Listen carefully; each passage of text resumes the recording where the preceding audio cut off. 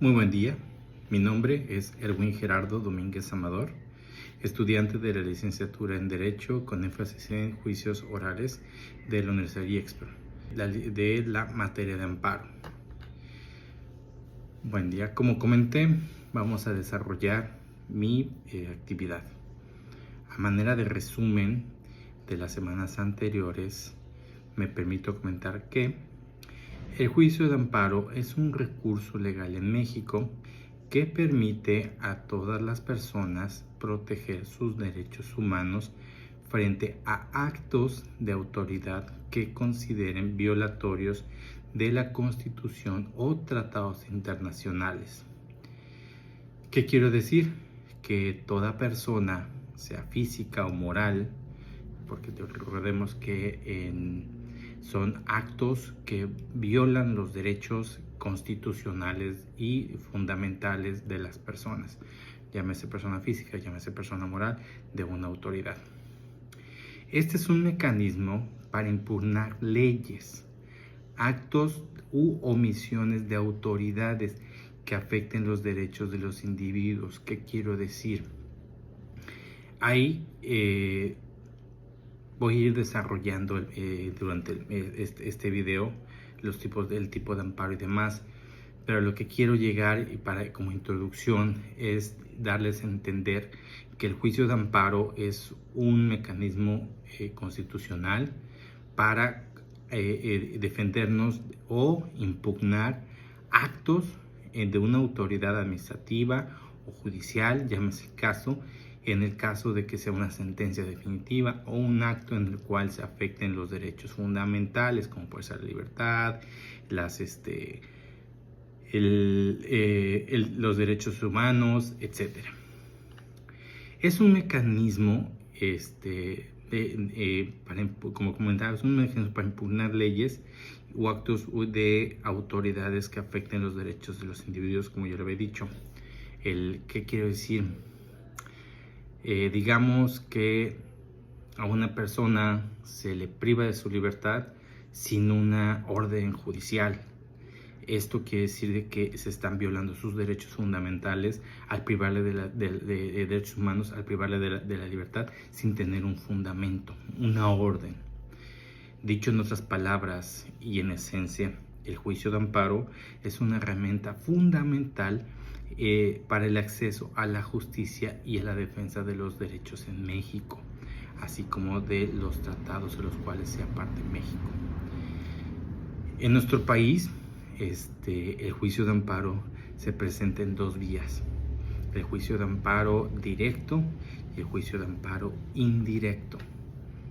En América Latina, el amparo se ha consolidado como una figura clave para la protección de la Constitución y los derechos humanos, actuando como un mecanismo de control constitucional que busca garantizar la supremacía de la Carta Magna, la Constitución, lo que nos rige, donde emanan las leyes de las cuales nosotros como individuos somos beneficiados, como tenemos nuestras obligaciones, y asegurar que las autoridades respeten los mismos derechos, no por ser una autoridad, tener un grado de poder, por decirlo de una manera, pueden actuar a toda libertad en contra de los derechos de las personas físicas o morales, en contra de sus bienes, en contra de su libertad, en contra de sus derechos fundamentales. Por ejemplo, en Colombia, la acción de tutela es similar al amparo. Permite que cualquier persona, incluso un agente informal, le permite interponer un recurso para proteger sus derechos constitucionales, aunque esto se ha llevado a un uso excesivo en la acción en este país. En Chile, el recurso de protección también es similar al amparo. Puede ser interpuesto por cualquier persona física o jurídica afectada, incluyendo entidades colectivas sin personalidad jurídica, para proteger sus derechos. En esencia, estos dos ejemplos que he dado es salvaguardar los derechos fundamentales, los derechos humanos, lo que es básico para la convivencia sana entre los entes, entre las personas y las autoridades. En México, el juicio de amparo es un mecanismo fundamental para el control de la constitucionalidad y la protección de los derechos humanos, como ya lo he ejemplificado y lo he desarrollado en algunos puntos. Funciona como un recurso judicial que permite a cualquier persona impugnar actos de una autoridad que violen sus derechos fundamentales, ya sean reconocidos en la Constitución o en tratados internacionales de los que México sea parte, como ya lo había comentado. La ley de amparo se define como que la ley de amparo define cómo se tramita el juicio de amparo, cuál es su inicio, cuál es su desarrollo y su culminación. Todo está fundamentado de acuerdo a la ley de amparo. Es un recurso para proteger a las personas contra actos que violen sus derechos fundamentales. El juicio de amparo busca restaurar el orden constitucional cuando ha sido alterado por leyes o actos de autoridad. Los artículos 103 y 107 de la Constitución establecen las bases de la ley de amparo y el juicio que regula. La ley detalla el procedimiento, la competencia de los tribunales, la suspensión del acto reclamado y la ejecución de las sentencias del juicio de amparo. Aquí me gustaría ahondar un poco. ¿Qué es la competencia? Digamos, nosotros que vivimos en el estado de Chiapas, tenemos la división del estado por competencia para los juzgados escuchar y tener la competencia que se puede definir como la capacidad de las autoridades de conocer del asunto, de conocer de la demanda y cuáles son sus lo que en ella se está describiendo, que es el agravio en contra de los derechos de quien en este caso interpone el amparo. Se le llama quejoso. El quejoso es, como dice su nombre, se queja, se duele. Como comentaba, en Chiapas, al momento de que nosotros que vivimos en la capital, Tuxtla Gutiérrez, promovemos un amparo en contra de una autoridad de que se puede dividir de lo que es Cintalapa, Tuxtla, San Cristóbal, Berriozábal, Coita, o sea, esta parte del estado, la competencia queda en Tuxtla Gutiérrez. Los juzgados de distrito radicados en Tuxtla Gutiérrez pueden conocer de estos actos. Caso contrario, que si promovemos un amparo en el área de la costa, Tapachula, Tonalá, parte de Comitán, la Villa Las Rosas, y toda la Frailesca, parte de la Frailesca, así como toda la costa Pijijiapan, Huixtla, etcétera. La competencia para conocer de estos actos, de estas demandas, es en los juzgados de distritos que están radicados en la ciudad de Tapachula. De esta manera, espero haberme dado a entender de que en Chiapas se divide competencia para la costa y sus municipios aledaños, Tapachula, Tuxtla y sus municipios aledaños, en Tuxtla, los juzgados radicados en Tuxtla Gutiérrez.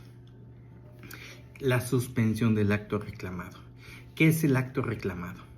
Es de lo que se duele la quejosa. ¿Qué quiero decir?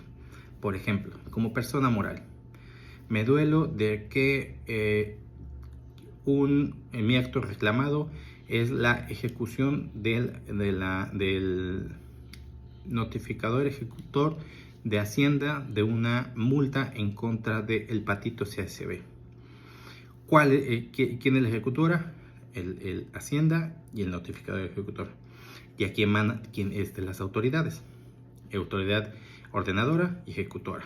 Como ordenadora puede ser una dependencia administrativa, como puede ser el IMSS, el cual promueve que se ejecute una multa en contra del patito CSB por incumplimiento en los pagos de las cuotas salariales. Ejecutora, el delegado de Hacienda, quien recibe la orden del IMSS, y el notificador, quien es el que ejecuta la orden del delegado. En este acto es dolerse de una ejecución de una multa. De eso me quejo sin tener los fundamentos con los cuales yo puedo conocer del origen e impugnarla o pagarla, digamos, en este caso, si soy acreedora. Eso es el acto de reclamo. Es de lo que se duele la persona que promueve el amparo, el quejoso. Y la ejecución de la sentencia. En la ejecución de la sentencia es cuando el juzgador, en este caso el juez de distrito, dice si la quejosa se le ampara y protege o no ampara y protege. ¿Qué quiere decir? Si durante el desarrollo del juicio de amparo la parte quejosa no acredita con las pruebas suficientes después de que las autoridades hayan rendido sus informes y el juzgado diga, ok, de acuerdo a las documentales presentadas por el quejoso y las autoridades responsables, se ampara y se protege o no se ampara, porque no tuvieron el fundamento y la veracidad, las pruebas que presentó el quejoso para que se promoviera. Esto por decirlo de manera es cómo se desarrolla el juicio de amparo, y tal como mencioné al inicio de este video, en nuestro país el juicio de amparo presenta dos vías: juicio de amparo directo y juicio de amparo indirecto. El amparo indirecto se interpone en contra de sentencias definitivas, laudos o resoluciones que ponen fin a un juicio por violaciones a derechos humanos cometidas en el procedimiento.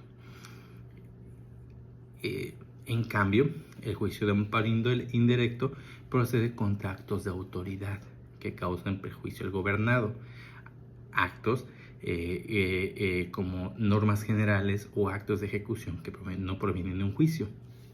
Lo que acabo de comentar, lo que dije hace un momento, al ejemplificar competencia, acto reclamado y sentencia, emana de un amparo indirecto. Pero un amparo directo puede ser que yo promuevo como un juicio laboral en el cual se desestiman mis pruebas sin tener un fondo, y de esa manera la sentencia no es favorable a mi persona, sino a la demandada.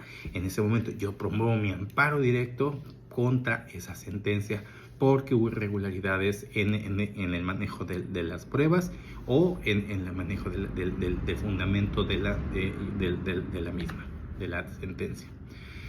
El amparo directo tiene como objetivo revisar la legalidad de la sentencia definitiva, laudos o resoluciones que se interponen en un juicio, lo que acabo de comentar. Procedencia. Se presenta ante un tribunal colegiado de circuito contra actos que mandan a un juicio de primera instancia, llámese civil, laboral, mercantil, familiar, etc. Características. Se enfocan en violaciones a derechos humanos ocurridas dentro de un procedimiento que culminó con la resolución reclamada. Lo que comenté no favoreció, vámonos al amparo. Ejemplo, un juicio laboral culmina cuando una sentencia es considerada injusta para alguna de las partes. Digamos, el trabajador, el que se duele, el que interpuso el juicio de origen, el juicio laboral, no le favoreció porque no se tomaron en cuenta o hubo un fundamento legal para decretar la sentencia. El amparo indirecto. Su objetivo es proteger al gobernado de actos de autoridad que violen sus derechos. Uno de sus derechos fundamentales, en contra de sus bienes, ¿no? Como comenté en el juicio, una multa para en contra de los bienes de la persona. Su procedencia se presenta ante un juzgado de distrito o tribunales unitarios de circuito. características. Procede en contra de actos que no emanan de un juicio, como normas generales o contactos de ejecución de sentencia. Ejemplo, multa impuesta por una autoridad administrativa sin apego a la ley, sin un fundamento, sin que se le haya notificado, desconociendo del acto. Con esto me permito concluir. Agradezco su tiempo y espero que haya sido muy clara mi explicación. Buen día.